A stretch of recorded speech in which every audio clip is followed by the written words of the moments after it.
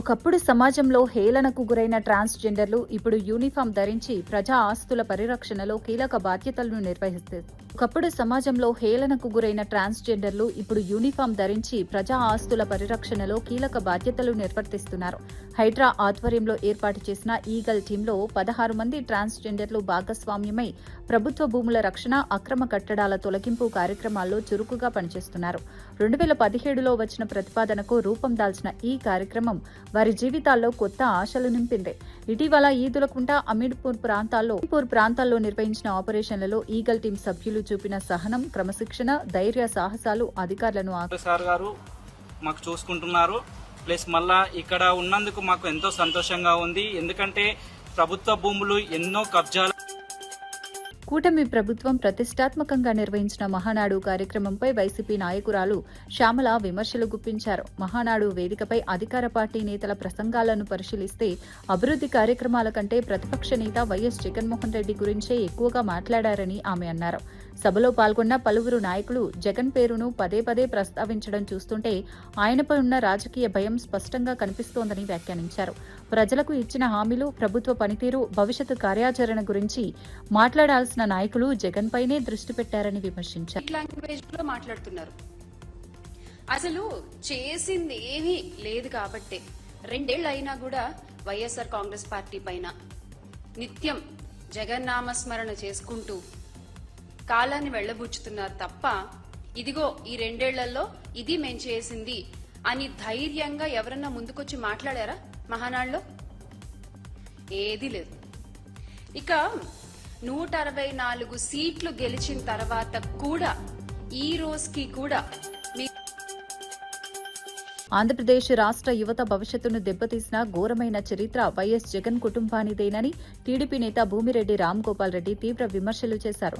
గత 5 ఏళ్ల వైసీపీ పాలనలో రాష్ట్రానికి కొత్త పరిశ్రమలను తీసుకురావడంలో ప్రభుత్వం పూర్తిగా విఫలమైందని ఆయన ఆరోపించారు. ఉపాధి అవకాశాల కల్పనలో నిర్లక్ష్యం కారణంగా యువత తీవ్ర ఇబ్బందులు ఎదుర్కొన్నారని అన్నారు. రాష్ట్రంలో పెట్టుబడులు తగ్గించడంతో ఉద్యోగ అవకాశాలు కూడా క్షీణించాయని విమర్శించారు. ఎన్నికల సమయంలో నిరుద్యోగ యువతకు అనేక హామీలు ఇచ్చిన జగన్ ప్రభుత్వం వాటిని అమలు చేయడంలో విఫలమైందని తెలిపారు. కోట్లు సంపాదించాలి, అధికారాన్ని అనుభవించాలి, విధ్వంసం చేయాలనే ఆలోచనతో దిగిపోయిన మొదటి రోజు నుంచే మళ్ళీ ఆయన ఈ రాష్ట్రంలో అనిశ్చిత రాష్ట్రంలో వెలుగు చూసిన భారీ లిక్కర్ స్కామ్పై టీడీపీ అధికార ప్రతినిధి కొమ్మారెడ్డి పట్టాభిరామ్ తీవ్ర ఆరోపణలు చేశారు. ఈ కుంభకోణంలో వేళ్లన్నీ తాడేపల్లి ప్యాలెస్ పెత్తందారుల వైపే చూపిస్తున్నాయని ఆయన వ్యాఖ్యానించారు. మద్యం వ్యాపారంలో జరిగిన అవినీతి అక్రమాలు దోపిడీ వెనక పెద్దల హస్తముందని ఆరోపించారు.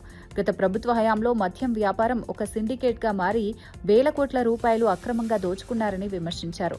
ప్రజల సొమ్మును కొల్లగొట్టిన వారిని చట్టం ముందు నిలబెట్టాల్సిన అవసరముందని అన్నారు. ఈ వ్యవహారంపై సమగ్రంగా దర్యాప్తు జరిపి వాస్తవాలను వెలుగులోకి తీసుకురావాలని డిమాండ్ చేశారు.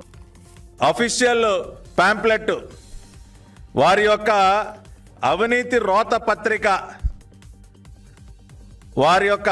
రోత పత్రిక సాక్షిలో వాళ్ళు ఏమని రాశారో ఒకసారి చదువుదామండి.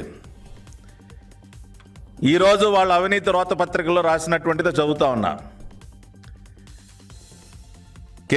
కేఎన్ఆర్ పై నిరాధారణ ఆరోపణలతో దుష్ప్రచారం. వైఎస్ఆర్సీపీపై దుష్ప్రచారం కోసం ఆ party political assistant PA K Nageswara Reddy కేఎన్ఆర్ని ప్రభుత్వం వేధిస్తోంది. కేఎన్ఆర్కు సూర్యాపేట జిల్లా కోదాడ మున్సిపల్ కార్యాలయం ఎదుట సిఐటియు ఆధ్వర్యంలో మున్సిపల్ కార్మికులు ఉధృత నిరసన చేపట్టారు. గత 2 నెలలుగా జీతాలు అందక తీవ్ర ఆర్థిక ఇబ్బందులు ఎదుర్కొంటున్నామని కార్మికులు ఆవేదన వ్యక్తం చేశారు.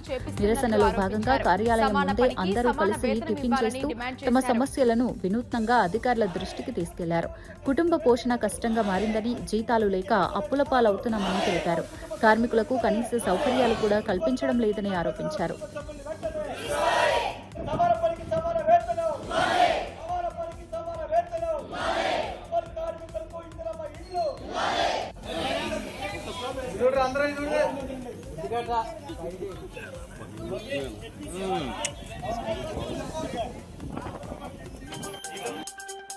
రాష్ట్రంలోని అన్ని మున్సిపాలిటీలను డంపింగ్ యార్డులను లేని నగరాలుగా తీర్చిదిద్దేందుకు ప్రభుత్వం వేగంగా చర్యలు చేపడుతోందని మంత్రి నారాయణ తెలిపారు. ఘన వ్యర్థాల నిర్వహణలో ఆధునిక సాంకేతికతను వినియోగిస్తూ పర్యావరణ పరిరక్షణకు ప్రాధాన్యమిస్తున్నామని చెప్పారు.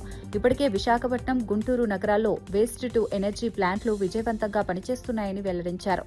రాష్ట్ర వ్యాప్తంగా చెత్త సమస్యకు శాశ్వత పరిష్కారం కల్పించే లక్ష్యంతో త్వరలో మరో 6 కొత్త వేస్ట్ టు ఎనర్జీ ప్లాంట్లను ఏర్పాటు చేయనున్నట్లు తెలిపారు. ఈ 107 ప్లాంట్లు పూర్తయితే 5,350 టన్నులు ప్రాసెస్ అయ్యి ఏ రోజు కారో చెత్త బయటకు వెళ్ళిపోతుంది. ఈ రోజు గౌరవ ముఖ్యమంత్రి గారి రాష్ట్ర వ్యాప్తంగా ఏర్పాటు చేస్తున్న ఎంఎస్ఎంఈ పార్కులలో పరిశ్రమలు స్థాపించేందుకు పారిశ్రామికవేత్తలు విశేష ఆసక్తి కనబరుస్తున్నారని మంత్రి కొండపల్లి తెలిపారు. రాష్ట్రంలో సమతుల్య పారిశ్రామిక అభివృద్ధిని సాధించడమే ప్రభుత్వ ప్రధాన లక్ష్యమని చెప్పారు. పరిశ్రమలు కొన్ని ప్రాంతాలకే పరిమితం కాకుండా అన్ని ప్రాంతాలకు విస్తరించేలా వికేంద్రీకృత అభివృద్ధి విధానాన్ని అమలు చేస్తున్నామని వివరించారు.